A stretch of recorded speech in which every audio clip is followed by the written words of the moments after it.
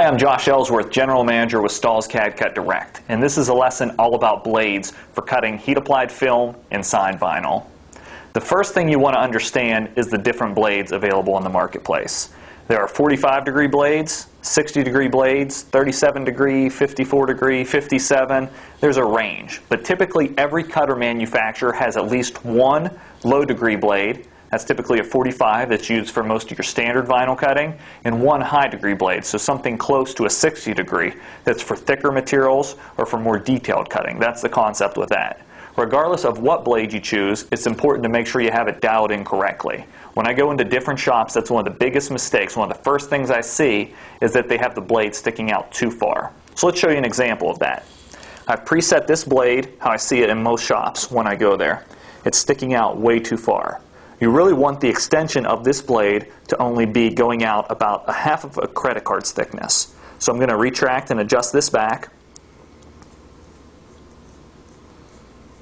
And then hold a credit card. Actually, I'll hold a driver's license up to it,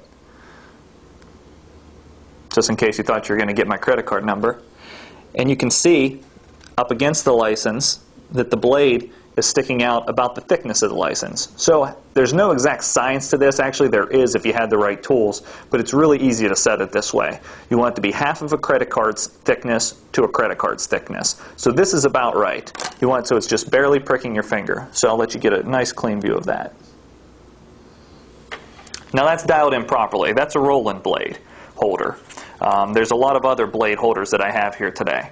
I have a Copan blade holder from US Cutter. I have a GCC blade holder. I also have a Creation blade holder. So there's many different styles, but the concept remains the same for each. You may adjust them slightly differently, but when it comes down to it, you want that blade sticking out only half of a credit card's thickness. The real key is you basically want to cut down through the material but not through it. So the actual extension will vary based on thickness of the material.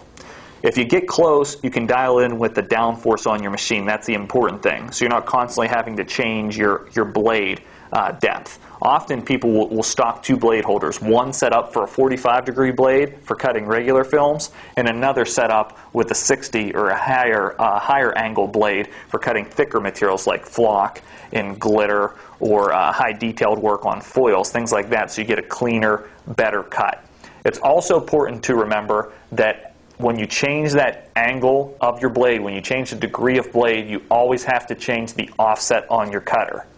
Whoever supplied you with the blade or supplied you with your cutter should recommend an offset for the particular blade that you're using. So a 45-degree blade on the Roland machine is a 0.25 offset. If you switch to a 60-degree blade, the offset switches. So consult with the blade manufacturer or the cutter manufacturer for those settings. Remember, there's varying materials in the marketplace. There's extremely thin materials. There's thicker materials. There's glitters. There's flocks. There's all types of finishes. So you really want to have a basic understanding on how to dial in the blade properly and the downforce properly and the available options to you. Thanks for watching. This has been a lesson on blades.